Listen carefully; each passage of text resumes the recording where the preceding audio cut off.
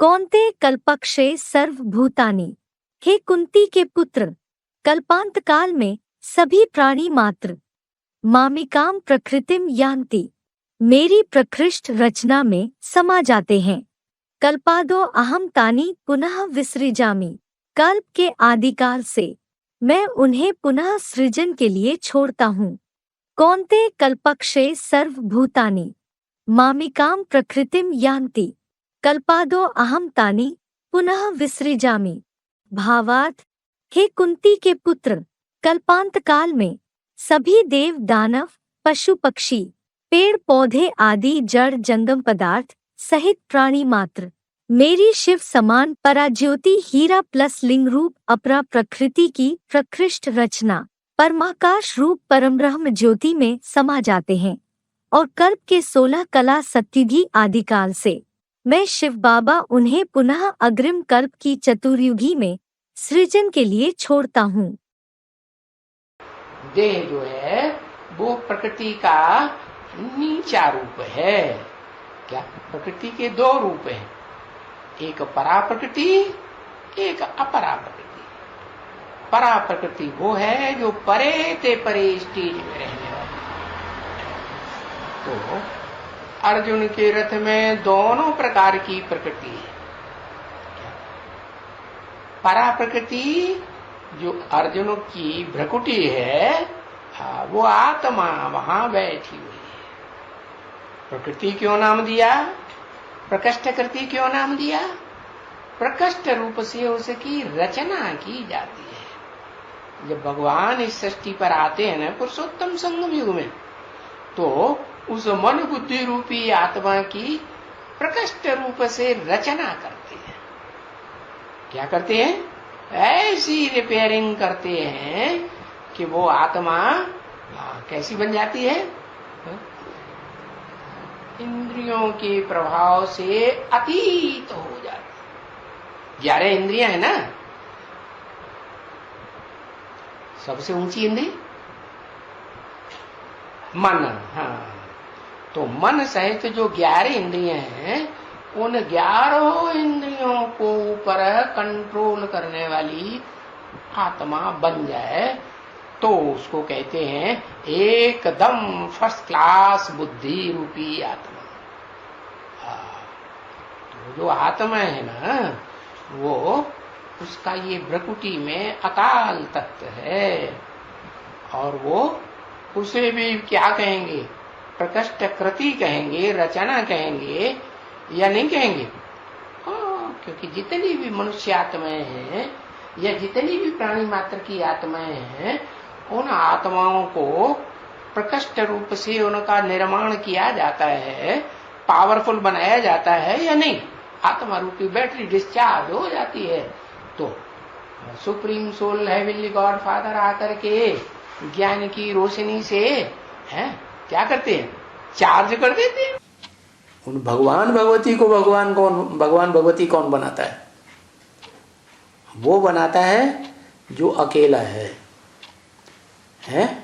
अकेला है, अकेले एक में परमानेंटली प्रवेश करता है, और जो एक है उसमें 2 रूप है।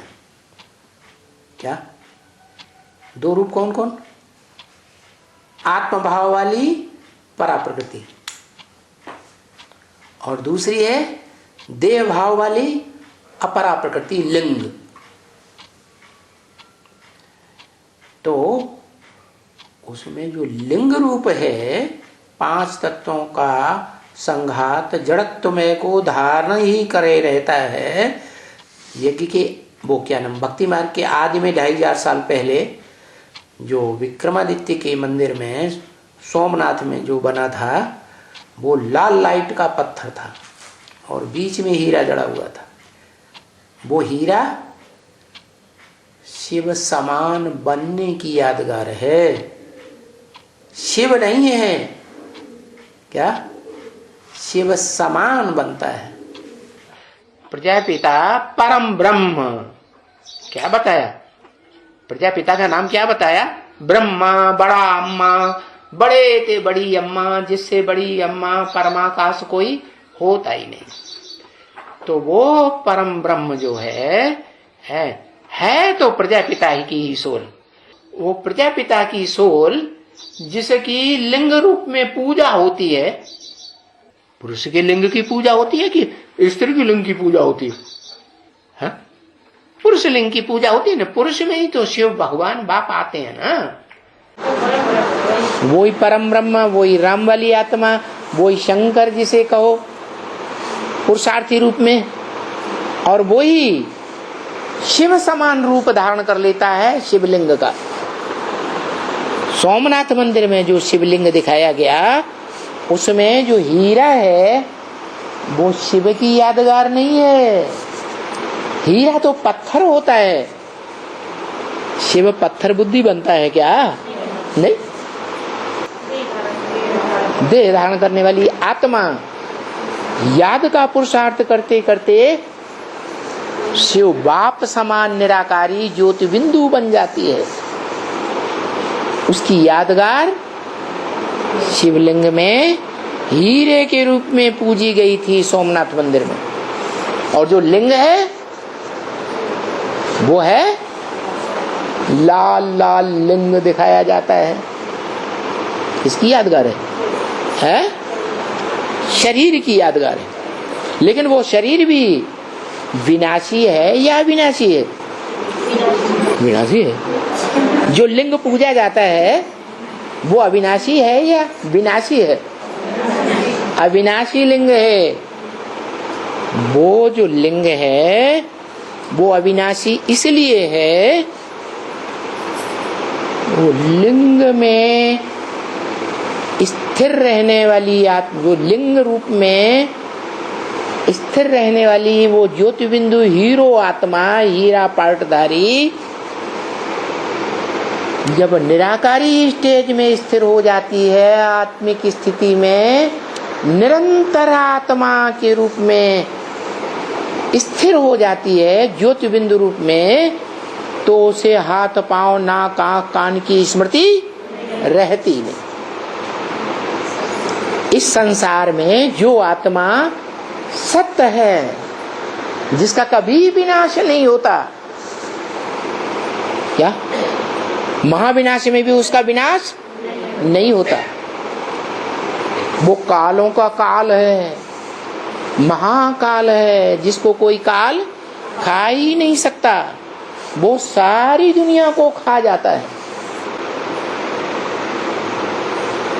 चाहे चैतन्य हो चाहे जड़ पदार्थ हो,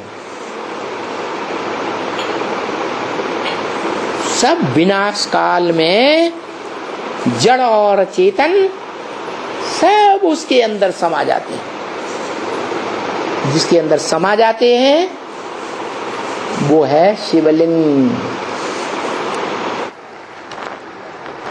जो सदा काल रहने वाला है इस मनुष्य सृष्टि में, उसके लिए मुरली में कुछ बोला? क्या बोला? अरे सब भूल गए हैं। इस सृष्टि पर सदाकाल कोई चीज नहीं है। कोई चीज, चाहे जड़ हो और चाहे यज्ञ हो, चैतन्य हो, इस सृष्टि पर सदाकाल कायम कोई चीज नहीं है। सदाकाल कायम एक शिव बाबा ही है। तो इस सृष्टि पर सदा सत्य कौन है? शिव बाबा। इसलिए जब पूजा अर्चना करते हैं, कीर्तन करते हैं, तो उस संपन्न रूप को सदा शिव के रूप में बताया जाता है। कैसा नेत्र? सदा शिव नेत्र। मना वो आत्मा की इस मनुष्य सृष्टि रूपी रंगमंच पर कभी अभाव नहीं होता, और सभी आत्माएं कुछ न कुछ समय के लिए इस मनुष्य सृष्टि रूपी रंगमंच को छोड़कर आत्मलोक में चली जाती है और इस सृष्टि रूपी रंगमंच को खाली कर जाती है या नहीं? खाली कर जाती है। एक ही बचता है जिसके लिए गीता में कहा उस अव्यक्त मूर्ति ना, अव्यक्त मूर्ति में से सारा संसार उत्पन्न होता है। विसृजामि नंबरवार जड़ और जंगम